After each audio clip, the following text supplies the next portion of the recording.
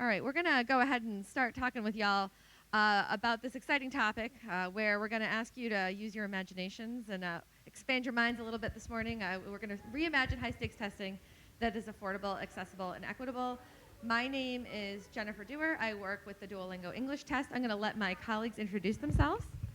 Hi everyone, I'm Shilpa Gupta and I'm the college advisor at Neerja Modi School in Jaipur. Joan Liu, United World College, Southeast Asia in Singapore. Hello, and I'm Seth Walker from Indiana University in Bloomington. Great. So I think what we're going to do is, hi, okay. As we get started, and this is sort of a nice little practice, is if everyone wants to get on their phone, make sure you're connected to data or Wi-Fi network, and go to menti.com. We're going to use this a lot in this session because it's a great way to sort of solicit engagement from the audience and be able to share ideas. It's a really efficient tool if you've never used it. So go to menti.com and plug in the code 635064. And we're going to ask you to describe your current role. Are you someone who's working with students? Are you a university representative? Look at it, it's coming on. Are you representing an organization of some sort, or any of you yellow tags like me? Let's see, lots of uni people, lots of blue lanyards. Got some organizations. Got any school counselors here? I can see two. Okay. School counselors in the house? There is only 7 people in the first one. Yeah. 7. Okay. Well, it looks like the vast majority of attendees are university representatives, but I know we have some counselor voices, and we're excited to hear from all of you as we go through this presentation. How many here were in the last presentation about accessing testing for international students? It was a great presentation. Kudos to those of you who were presenting. It was really excellent, and it pairs really well with this presentation. So we at first were like, oh, it may be redundant, but in fact, we didn't even have to sync with our colleagues before we realized that this is going to pair quite well. So we're excited to continue the conversation about the many issues that international students face and also propose some of the solutions. So without further ado, I'm going to hand it over to Shilpa, my colleague, to talk from the counselor perspective. But as we enter that area, what we would like for you to do is go back into this Mentimeter, use the same code. The next question is, where does the most work need to be done immediately? And that is from counselors only. So we only want to hear from counselors. We're going to ask you university folks later because we think that you may have different ideas about where the most work needs to be done. But from counselors, what do you see as the biggest issues if you could rank order security, cost, accessibility, cultural relevance / sensitivity, and then validity. So these are not rank ordered yet. And so if you go in and use the Mentimeter, you can rank order them. Okay, so we have 2 more counselors. So we'll just repeat for the new ones who've come in. If you can just download menti.com on your mobile phones and answer this question. So we have, I think, 4 counselors now. Yeah? Yeah. Is it working, Bridget?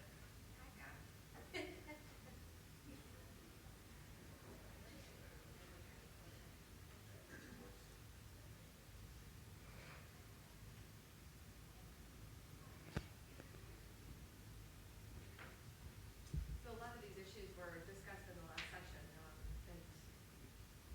and I think it's going to be interesting to see from different perspectives what the values are for counselors and what the values are for those on the higher ed side.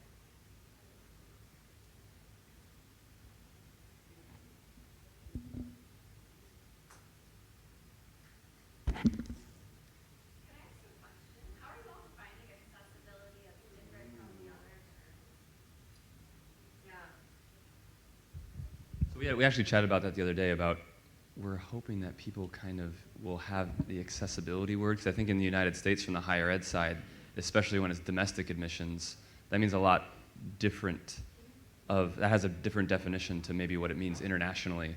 So we kind of had a dealer's choice idea of what accessibility meant, because I know in the United States it's who has access to pay or accessibility for students, but overseas it's do I need to get a ticket to fly to another country?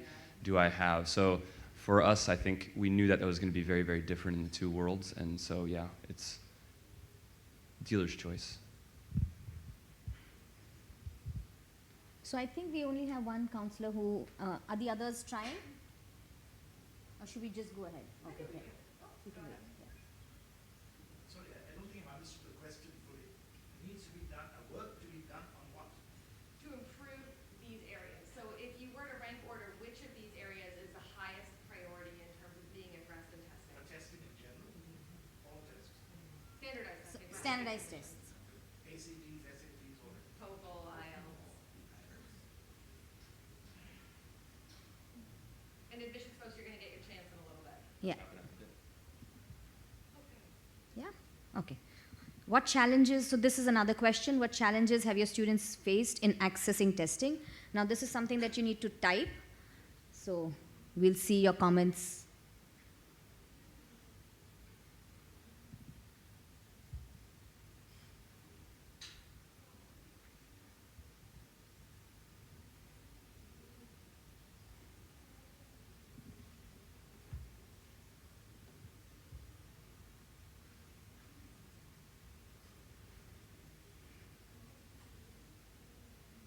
And you can probably just write what you think is most common.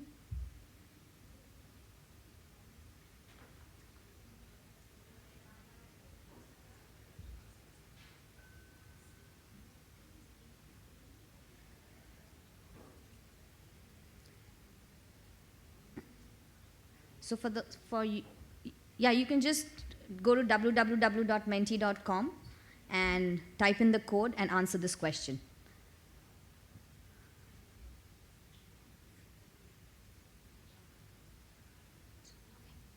Okay, so we'll get on with the presentation now. So cost, I know when I saw the survey, the cost was the least ranked, but how many of you sitting in the room, and even from the university folks, feel that you've heard from students having cost as one of the challenges in terms of test registration, with ACT becoming so expensive, with international locations having a higher cost for taking the test, standardized tests? How many of you feel that this is a barrier or a challenge? Okay, that's good to know. So yes, so it is definitely coming from my high school also. I feel it's a big barrier for students to pay up that kind of money. And we also have some parents who would like their students to take the SAT and the SAT, and also they need to take one English proficiency test, which is either the IELTS or the TOEFL. Put together, all of them is close to $500. If they are taking the test multiple times, then it's even more than that. So it is quite a big factor in determining, considering standardized tests as a whole. Credit cards. Giving my example, I made my first credit card when my daughter was to write the ACT. In India, and I'm assuming a lot of international locations, credit cards are not as popular as they are in the United States. So having a credit card is a requirement to pay for your fees. Whatever test it is definitely a big challenge. So no options to pay in the local currency, which is obviously there. Limited seats and test dates. SAT has only 4 test dates for international students. In India, March is not a very good date because most of the national schools in India have their final examinations in March. So we technically have only 3 test dates, so which is, again, definitely a very, very big problem. Limited test centers. As Bridget mentioned in her last presentation, with ACT going online, a lot of test centers that did not have computer labs and had the policy of bring your own devices were not allowed to be test centers. So that's another posing challenge that international test centers are facing. Lack of flexibility for students who miss deadlines, yes. Miss deadlines for a variety of reasons, or go to the test center and realize that their passport has expired, or test centers not accepting passports, not accepting Aadhaar cards, and they only want passports. So those are some kind of issues that we see students face all the time. Fee waiver, international students are really not eligible for any fee waivers, again posing a problem in terms of costs. We've already talked about test center locations. In India, a lot of suburban cities do not have test centers. Even if they have test centers, they fill up very soon.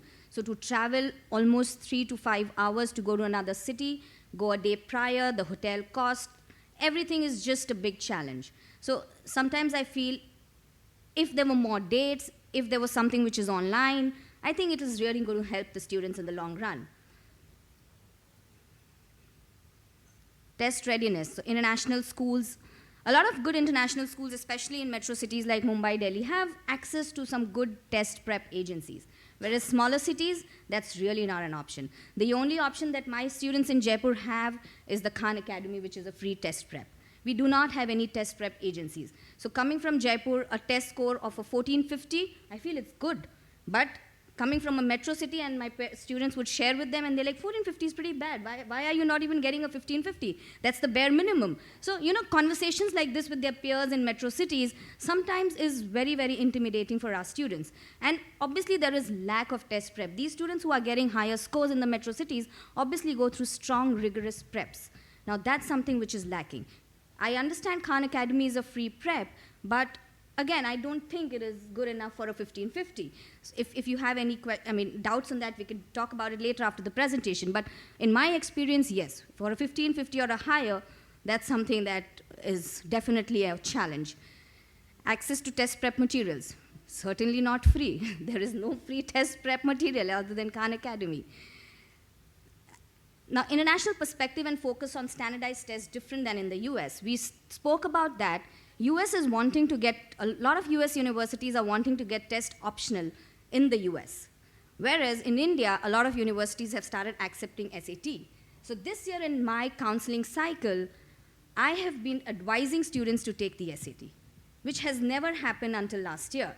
The sole reason being, a lot of Indian institutions have their own entrance examination.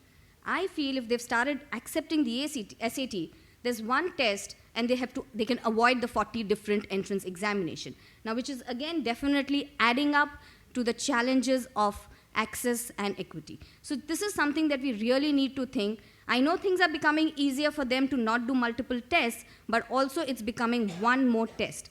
Considering India as a country, I sometimes feel our children are anyways taking too many tests. This is one more test that I've added to their high school calendar. So which is something which is disturbing for me this year. We'll see how it goes. I don't have any opinions at the moment, but this is a challenge that I think I'm facing at the moment.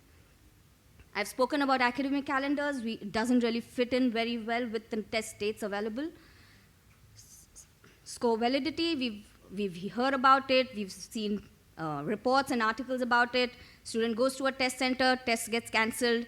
Because of some security breaches, the student has prepared for the test, doesn't get the score. What happens then? Anyone here who've had students go outside the country to take the test? Okay. And how often would you see that? Not often, okay. But if they go to the US, do you think it's more successful? Do you think they come back with a very positive feedback?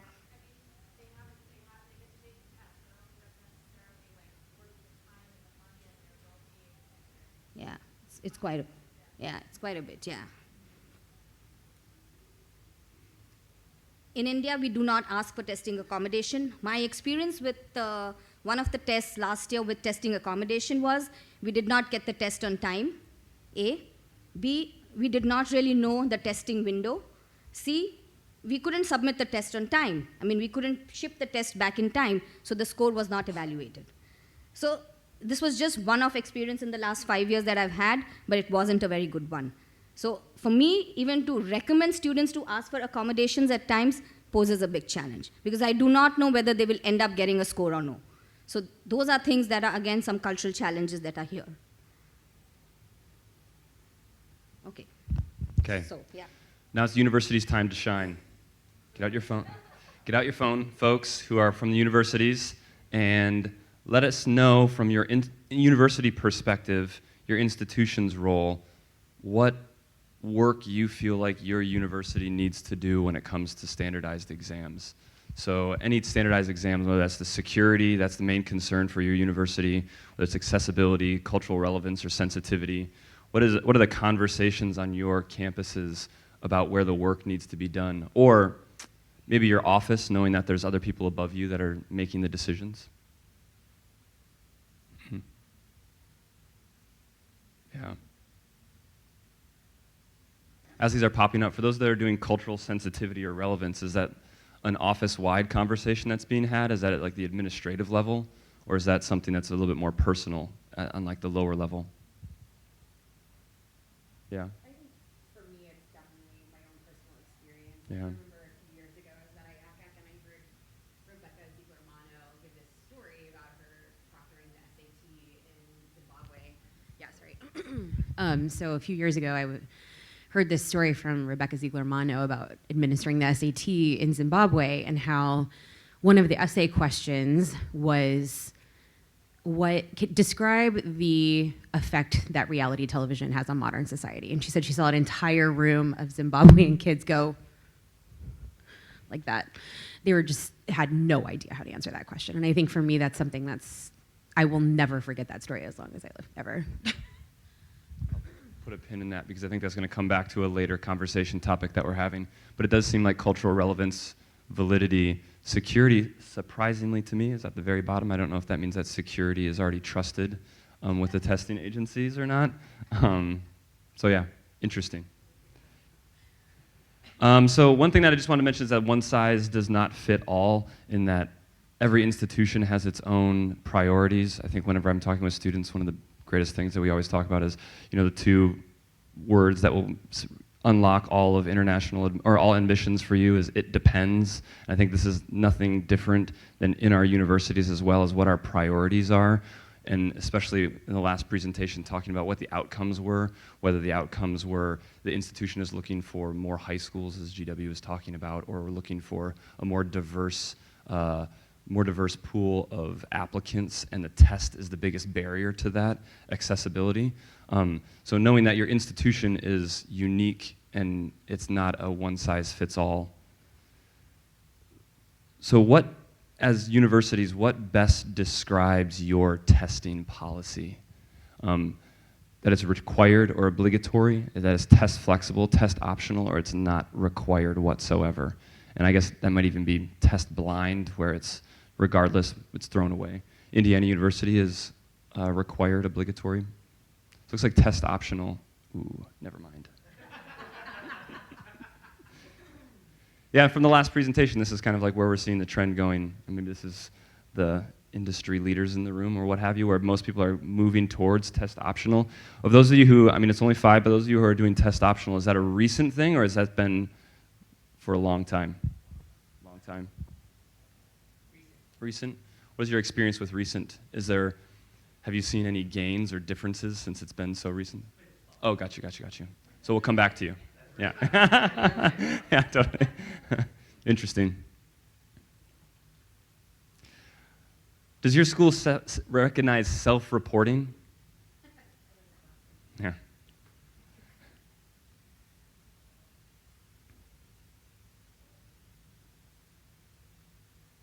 For those of you who do recognize self-reporting, smooth process.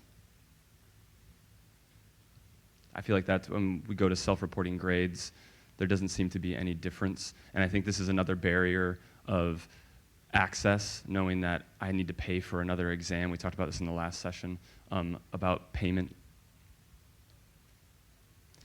This is one kind of a little bit of a survey question that I wanted to ask. For us, there's a lot of talk about fee waivers, and as most of us are higher ed in the room, we know about the fee waiver structure that's in the United States, with reduced free lunch programs, with USDA income levels, that the counselors take on that role, and the counselors are the drivers to that, and it's a really clear process where that process is not the case overseas.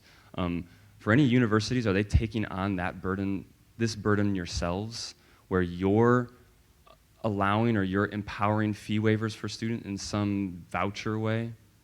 And how do you do that?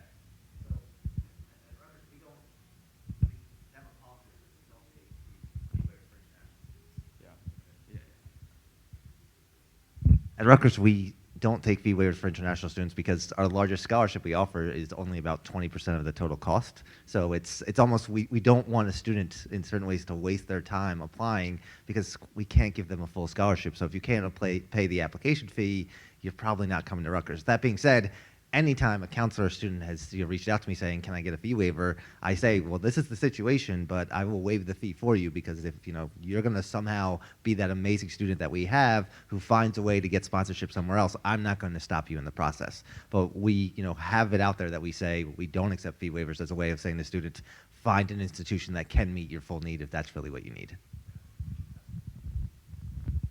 Sure. So at Claremont McKenna, we ask students to contact us if they need a fee waiver, and for basically anything, whether it's test scores, the CSS profile, those sorts of things. And basically, it's once they apply or submit their application, they contact us, and we contact the College Board or whomever and pay for their test to be sent.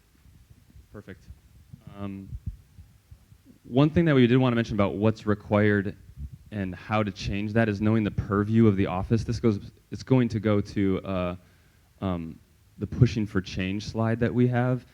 I think one thing that's important on the college campus that the counselors in the room know, or maybe it's new to them, is this idea of faculty governance, is this idea that sometimes the admissions office has very little purview, has very little control. And when you think about faculty members who are wonderful and amazing, they're also a lot of times very, very difficult to deal with. And they're coming from a thought process that is based around research, that's based around going through a peer-reviewed process. So the progress can be very, very slow. And I think when we're thinking about testing a high-stakes environment and what that means for us to empower each other to have change happen, we have to think about it from who is the one that's actually making the change and who are our allies in that, whether that's each other or on the university's campus, who it is that is going to be having the ear of the faculty member or having the ear of whoever is on the committee that is going to be able to empower those folks to actually make the change and get the needle moving a little bit. A lot of times that doesn't reside with us for the counselors in the room. So the frustration that you all have, not as an excuse, but as a request of partnership to know that we're rolling this up to a higher level in our university and that this change might be less quick than we would like, but it does take faculty members to make that happen.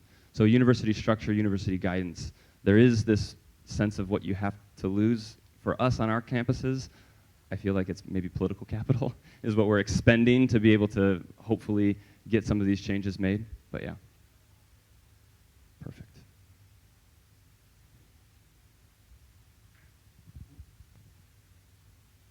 Thanks, Seth. So thank you, colleagues, for giving some perspectives from the counseling and the university side. I come from a university background. I started working in college admissions in 2001 at Connecticut College. I spent a bunch of time at Duke University and most recently was at Washington University in St. Louis. Have done international admissions my whole career, spent a lot of time in this country. It's always good to come back. It's my favorite place. But a lot of my experiences recruiting in places like India informed my decision to work on a project that I think is sort of really pushing the boundaries of what we believe testing should look like. And so I'm going to talk a little bit about some of the newer ideas that I've been exposed to in the past 18 months since I changed roles and started a new job. And I'm going to talk a little bit about some of the potential solutions that exist in technology and what that might mean for testing. So from my perspective, technology has the capacity to help us make tests more accessible. And we'll talk about each of these in a little bit of detail. It has the capacity to make tests more reliable, more valid, and it has certainly the potential to make tests much more affordable than what we have come to know of test fees. One of the largest sort of game changers in testing that it's in some ways sort of perplexing to me that it's not more broadly used because it's been around for a while is the internet. Y'all know the internet? Yeah, internet, right? It's old now. It's not as old as me, but it's old. And it's something that is so much a part of our lives every single day. I mean, it's really hard to imagine life without the internet. But a lot of testing exists independent of the internet still. Paper boxes are being sent all over the world with padlocks. And because of that, we are dependent upon shipping and deliveries and people receiving things in time, and there are more efficient ways to send information, as we know. Can you imagine if we still had to do our jobs in admissions without the internet, without being able to email people, without being able to digitally transmit information? I could never have done this session with y'all if we couldn't have communicated via the internet. So it sounds almost glib to strongly encourage testing providers to use modern technology like the internet, but it's true. It could change a lot to use the internet. Technology makes testing more accessible, and what I want to show you right now is this little heat map. And this is specifically test centers for tests that are for English assessments. But what you're going to see in this heat map is the volume and frequency of test centers by locations in the world. So if it's darker, it means there's more test centers. If it's lighter, it means there's fewer test centers. You can see that students who are in Canada, Australia, New Zealand are particularly well served, which is interesting because those are all English-speaking countries, but there are more test centers per student in those countries than elsewhere. Places that should be really well served, places that are the bread and butter of your applicant pools, China, India, Brazil, not terribly well served by test centers. There's one test center per almost 2 million people in the world. Now, if you look at the internet, the heat map really changes. One internet user per 2.2 people in the world. So if you take 2 people, it's 50% likely that one of them is going to have good access to the internet. And there are still places where the internet is not terribly accessible, especially if you look at sub-Saharan Africa. However, the likelihood that a student can access the internet in those places, in a place like Burundi, which doesn't have any test centers, it's much more likely that they can access the internet in Burundi for a set period of time to take a test than it is for them to be able to travel on a 12-hour bus ride to Rwanda. So I also want to talk a little bit about the idea of validity and how it sort of is all wrapped up with security as well. And there's some concepts here that some of you might be familiar with, some of you might not be familiar with. Who here knows what computer adaptive testing is? Okay, so computer adaptive testing is when we train machines to anticipate whether a test taker will be able to answer a question correctly, and the machines adjust accordingly to give test takers appropriate material so that they can sort of maximize the time that they have a student taking a test. There are no sort of legacy tests in admissions right now that are adaptive, and what that means is that they all take a long time. We ask a lot of students. They spend a ton of time taking these tests, and if they have to take them multiple times, it's even more time taking tests. The other thing about computer adaptive testing is not only is it much more efficient and much more quick to deliver, but it's also more secure because it allows for every single test session to be entirely unique. And so this idea that test materials, items would be recycled and appearing on tests multiple times throughout the year is irrelevant when you use computer adaptive testing. The other thing about digital delivery of testing is that it allows for the tests to become even better at being secure. So with machine learning, the more tests that are given, the more data there is for the machines to measure the sort of security algorithms might be associated with the test, to be able to be even more accurate in predicting outcomes of the test in terms of scoring the test. And all of that data is used to train machines to operate as reliably as humans. And I have a little bit of information about automatic scoring. And this is a really sort of, it's not a completely new thing, automatic scoring, but it makes the scoring of tests really fast. If you can score tests using algorithms and machines entirely, you can get your results really fast for universities, and there isn't so much of a delay. And so I just want to show you a little bit about human-machine agreement and then human-human agreement when you're talking about the same thing, which in the case of some of the work that we've been doing is in speaking. And so what we did was we looked at 4,000 test takers, and we had all 4,000 test takers scored by humans and what their speaking proficiency level was, and then we had them also scored by machines, and then we calculated the agreement. And so when a human and a machine were scoring, it was a 0.82 agreement. So 1.0 would be the highest level of agreement, right? So 0.82, that's pretty high. Humans and machines are agreeing very frequently. Human-human agreement, so if just humans are proctoring these tests and scoring these tests, as we see with a lot of different kinds of tests, it was a 0.68. Humans are not as consistent across the board as machines can be. There's a lot of bias. There's also fatigue that comes into play with humans. And so if you can train machines well, they are very often more reliable than humans, and it's cheaper in the long run. And that's what we're going to talk about in just a minute. So it's more reliable, it's more secure, it's cheaper. We saw also some examples of when you have humans involved in scoring of tests, how it can also potentially compromise the integrity of tests as well. So it is really good if you can have more machines scoring tests, and I would call upon testing providers to use more machine learning and more AI in scoring tests. The last thing I want to talk about is the cost of tests. And for me, and I think it's because I always worked at schools that had a significant amount of financial aid for international students, but the cost of tests, the lack of fee waivers for international students applying to college has been a real concern. And I think one of the best ways to illustrate the cost of tests, and the last session really did this well, they had a great grid where they talked about the added cost for international students, is in this purchasing power parity sort of frame of mind. And what that means is you're going to be able to compare currencies using this basket of goods approach.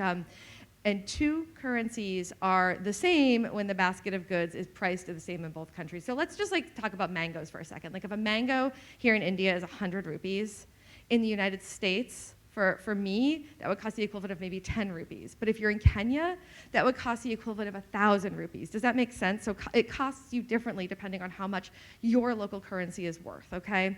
So testing, let's just say it's a $50 test versus a $200 test. What does that mean for a family in this model of purchasing power parity? And what that means is that that the $200 test versus the $50 test in the United States, that's a $150 difference, right? But in India, that's the equivalent of almost $1,000, right? So that's relative equivalency of almost $1,000.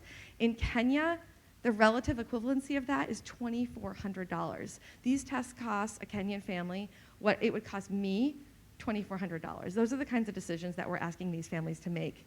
And so this is a heat map where we took purchasing power parity all over the world. And I think, if you look, I think most dramatically in the DRC, in the Democratic Republic of Congo in Africa, these tests, one test that's $200 US costs a family in the DRC the equivalent of what would be $10,000. Like that's a good used car, right? To take a single test. And that doesn't even include score sharing costs. It doesn't include traveling to a test center, and there are none right now in the DRC that I know of. And so there are so many costs associated with these tests that I think are sometimes a stretch to appreciate from a more privileged perspective of a North American. The last thing I'm going to mention is the extra costs. And we've talked a little bit about this, but traditionally students have not just paid fees to sit for a test, but they've paid additional fees to share their scores with the many schools to which they're applying. And I honestly don't understand why those costs still exist, because we have technology that has come in and allows for digital score reporting, and there are no costs. Once you set up an API, an application programming interface, which lets a test provider system talk with your CRM, there are no costs in sharing scores. Those scores just go across the inner worlds of the internet, and they come from us to you. And I think that that's a really great advancement. I don't think it's terribly defensible to still be charging students for score shares when there are no mailing costs associated with those shares at this point. So what I think we're going to do at this point is take a little look at this slide. And we were really interested in seeing the different perspectives from counselors to folks in higher ed about the urgency of different issues associated with testing and what those priorities were from those perspectives. And actually, this is kind of what we imagined it could be, but we weren't sure if it would be. But counselors are seeing accessibility as the greatest issue, and admissions folks are seeing it as an issue that is least important of these 5 issues. And then validity, as it rightly should, is appearing as an issue that matters to everybody, and that makes good sense. Security, close somewhere in the middle. This is an interesting one, the cultural relevance and sensitivity that admissions folks are really standing up and saying this is a value that we have, and counselors are actually not seeing that as one of the more terribly pressing issues, and then cost as well. I wonder if any of my colleagues just want to make any comments, just want to make sure you have a chance. Well, and we also had talked about the definition, so maybe the accessibility could be a difference in definition, but also thinking about the perspective of who we're serving with the decisions we're making about testing. I know from my perspective, I'm also pulled from an institutional side and saying, I'm serving this institution and I'm trying to make a decision that serves the institution best, where when talking with counselors, there's a lot of discussion about student-centered approach. Hopefully that doesn't mean that we don't care about students, but I also think there's just this pull of priorities and this pull of pressure of who's making our decision, who's writing our paycheck, who's the ones that are in charge, and how that changes how we're looking at some of these testing and how quickly we can move forward. Okay, Joan? So we're just curious to know what your takeaways are in this presentation thus far. You can either go to Menti or we can just have a conversation. We're a little tiny little family here. Would anybody like to share out what they feel they're taking away, or are there any sort of changes in mindsets? Okay.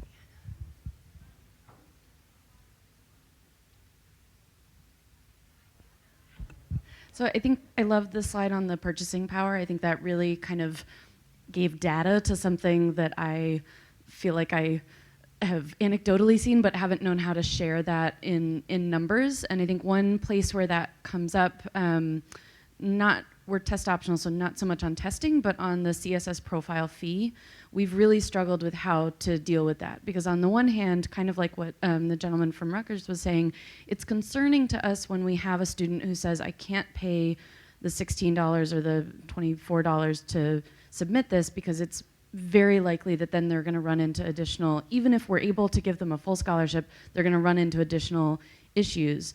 But then I also assume that some of those students are students who, because their financial need is so high, they're submitting applications to a huge range of schools, and that $16 just adds up slowly, slowly, slowly. So one of the things that we did this year was we hated taking the ISFAA because it was a handwritten paper form that we just hated dealing with, and the data didn't come into our system nicely. So we just turned the ISFAA into a slate form so that we can give that as an additional option, totally free. It took our slate person a couple hours to put that form together. We don't have to deal with handwritten ISFAA, but we have an alternative, and we also don't need to lose money on the CSS fee waivers, which we were losing a lot of money on students that really weren't going to be, qualified for us. But I think that that purchasing power slide kind of brings that $16 becomes so much more for those students, and they're really trying to make it work in other ways. But if 20 universities each need $16 from them, it's that much less that they can afford for a flight over to the US. Thanks, Anna. Other takeaways or thoughts or comments at this point? So, Michael Basita, University of San Francisco. I'm at the epicenter of technology utopianism, and I want to say something that's counter to that.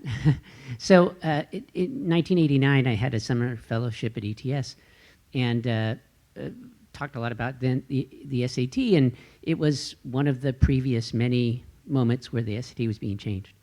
And the folks who were the psychometricians, what they were really excited about in 1989 was computer adaptive technology and how testing was going to be so different in a few years. That was 30 years ago. I wonder how many of those technologies that you talked about are scalable, doable. It sounded a little bit like MOOCs to me. Good idea, but when you start to really tease it apart, never going to happen. I'm a skeptic about that. Secondly, I think the thing that really has changed, and we all see it, is suddenly everybody woke up and said, hey, maybe we don't need tests. And that you can imagine a world in which admission officers have other skills and abilities to make admission decisions. So I think that's the place that I'm most optimistic about testing. In other words, getting rid of them.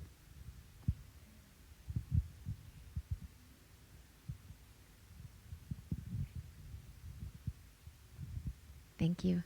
I guess I had known that perhaps faculty members play some role in all of this, but I found it somewhat disturbing that they have their finger in this very important pool. So I'm wondering, in terms of adopting like Duolingo, for example, instead of a TOEFL or IELTS, for those of you whose faculties do play a role in, the admission testing and all, does this have to go through them, or are they going to let the experts in the admissions office handle it?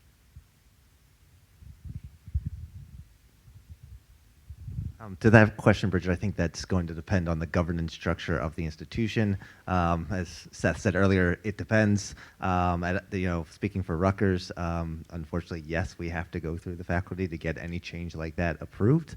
Also, we're part of a state system, so not only do I need to get Rutgers University New Brunswick faculty to approve that change, Rutgers University Camden, Rutgers University in Newark, since we share an application, also need to approve it. So it is a Herculean task sometimes to get these things changed, unfortunately.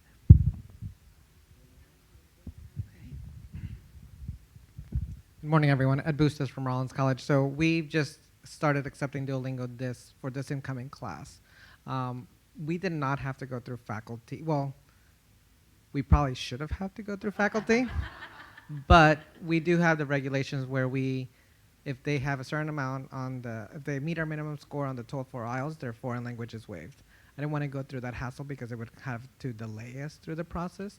So we're accepting Duolingo, but we're telling students if you do, you'll have to take a placement test or so forth, a little bit differently, because I want to gather more data as well, because then I can go to the faculty and say, hey, these kids are fine and so forth.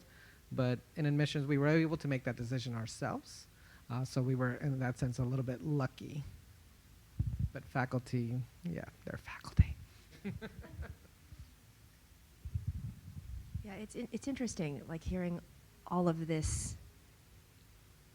Basically, sort of like, here's a status quo, and what does one do to move the status quo forward? And if I could just share a really funny story. I grew up in the 80s, so you had a phone in one part of your room where you had to literally pick it up off the wall and bring it to your ear, and a cord was attached to the wall. And it was only in one room. Your whole family knew if you were having a phone call because, of course, the phone was attached to the wall. Now, last year I had a student. I tried to get her to use a landline, and we were calling a university we were trying to ask about something that was confusing on the website. So she picks up the phone, and she's like, but now what do I do? I said, well, you dial these buttons. So she dials the buttons, and she goes, there's no send button. And it just really was an eye-opening moment for me, because now, of course, every one of us, technology has been democratized. Our communication has been democratized. Each one of us has a phone attached to our person that we can carry anywhere at any time, and it's changed the conversation on communication, on privacy, on all sorts of social justice issues. Now you can, if you see something wrong, you can take out your phone and put it on YouTube, and suddenly a community can come forward and say, you can't do that at Starbucks.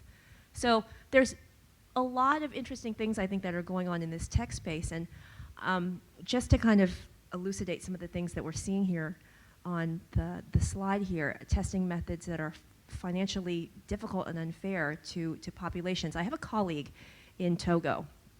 His students, he works at a magnet school, one of the 2 magnet schools in the country. It's the French baccalaureate. Last year he had 3 students get a 17 out of 20 on the French bac. It's enormous talent, and part of what we do in the higher ed space is talent acquisition and the development of that talent. Now, for his students to go and take an English proficiency test, they had to travel 8 hours to Lomé, which is the capital, then pay to cross the border into Ghana, then take the TOEFL test in Ghana, and this was all to cover, let's just say, one part of the suite of tests that students must take to have access to higher education. I think what I see at UWC is that talent is everywhere, but opportunity is not. And the barriers are significant when it comes to testing and waivers and border crossings. And so what's interesting to me is that we are now living in a world where there are several ed tech companies, several third parties that are in our space that are actually pushing the status quo forward. Move the slide forward.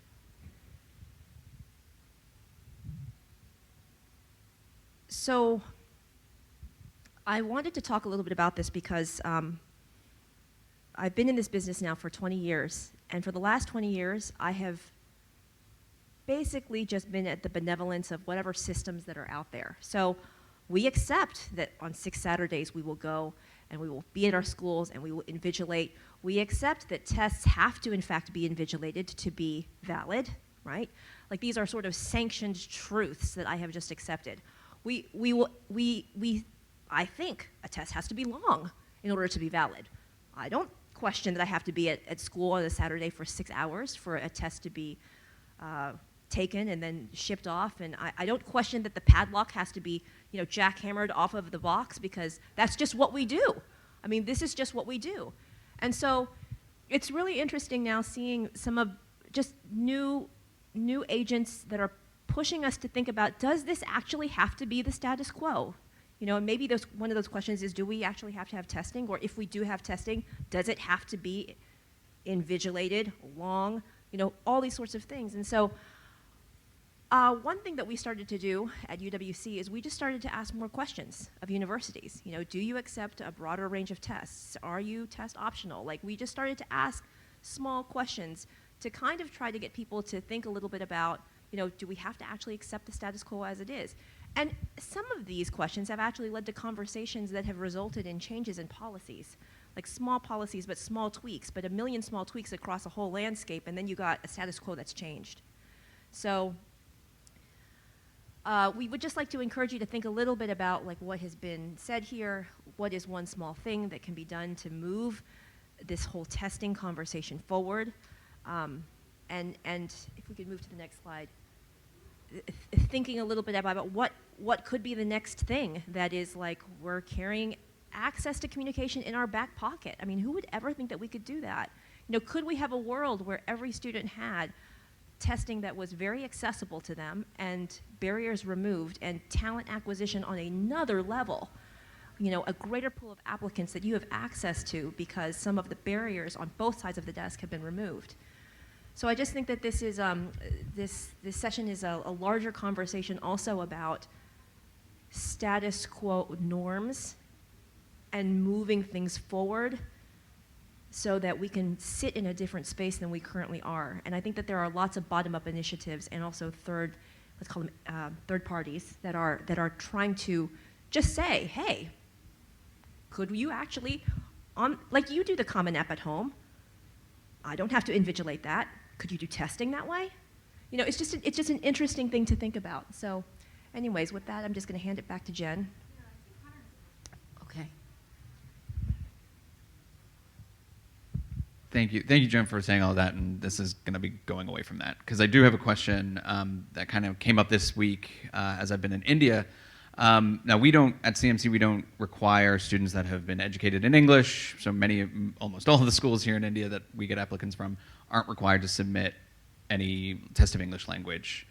And so I wonder, but then I heard in order to get a visa, students do have to submit a TOEFL score or perhaps an IELTS score. So is this question, if they're doing it anyways for this visa, I don't know if they're accepting Duolingo, but where does that fall, I guess? Yeah, that's a good question. All right. Jen, can I pass this back to you? I think there's not a lot of clarity behind what students actually need to get a visa. In most countries, and this is my admissions experience, an offer of admission on a university letterhead is sufficient to get a visa to the United States. Now, it's totally different if you're going to Germany or Switzerland or Canada or the UK. So I'm just speaking, and most of you here, I think, are from US universities. It is the offer of admission, but it is up to the consular officer what is required, and they can say no for any reason. And some of you may have more experience with this than others. Bridget, I see you.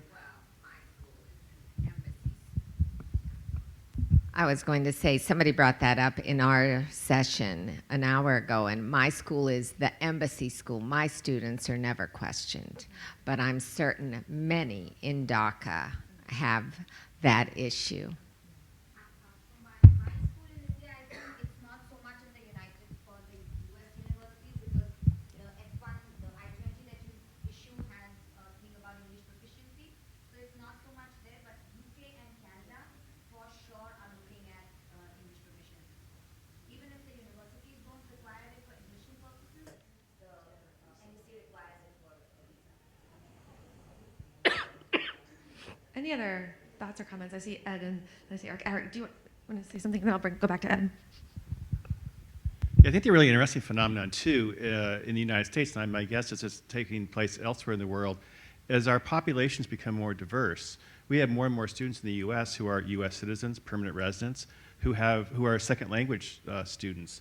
We don't request anything from them. I got an email last night at 11. Never check your email at 11 o'clock.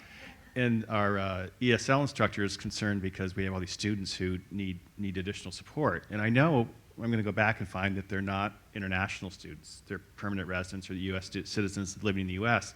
So I find it interesting that this is still an issue that only in the international sector is discussed, and it's a broader issue of English proficiency that isn't addressed in domestic admissions. And again, that may only be a U.S. phenomenon, but my guess is it's probably, as there's more transnational migration, it's probably happening more and more in other places. So it's a bigger issue, not just for international admissions anymore. So. That's interesting. And Ed? I think with what Joan was saying, I completely agree, but I think sometimes what happens is administrations, because they think of our populations being so small, like let's say 10% or 4% or whatever, they're like, we don't have to worry about too much because it's just such a small population. And I think that's the frustrating because like myself and Brandy are always the ones advocating for it and things and the changes and things like that. But it's like, and I don't know if in the US they get padlocks on their test scores as well and things like that. And I think it's been the norm. And I think it's going to be interesting for the change to probably, if it's going to change anything, it's also probably needs to start for the SAT or anything for students to say, we're done. We're not taking these things anymore. Because then I think it's going to just the ripple effect throughout the whole world. But I think it's the kids, I think the universities are starting to make those changes with saying, yes, we will go test optional. But it's almost been the norm where, yep, I'll go ahead and take this test and so forth. And I think, and it's at my school where sometimes when you see faculty, the first thing they ask is like, oh, what's the SAT average? And it's like, does that really matter? Like, but I think it also comes back to USA World Reports because they use that statistic and all these things. So I think it's baby steps, and I think you guys are starting to make those steps, but I think it also has to start with the kids saying, we're done, we're not paying this anymore. Okay, well, I think we are out of time. I know the four of us will stick around up here and are happy to take individual questions and say hello. I just want to thank everyone for coming this morning. I think just by being here, it is an indicator that you're interested in these challenges, that you want to be part of some of the solutions to these challenges, and I think we all know and have heard enough to really believe these challenges are real, and there is something to be overcome. So thanks so much for your engagement, and thanks to my co-presenters, my awesome co-presenters. Yeah.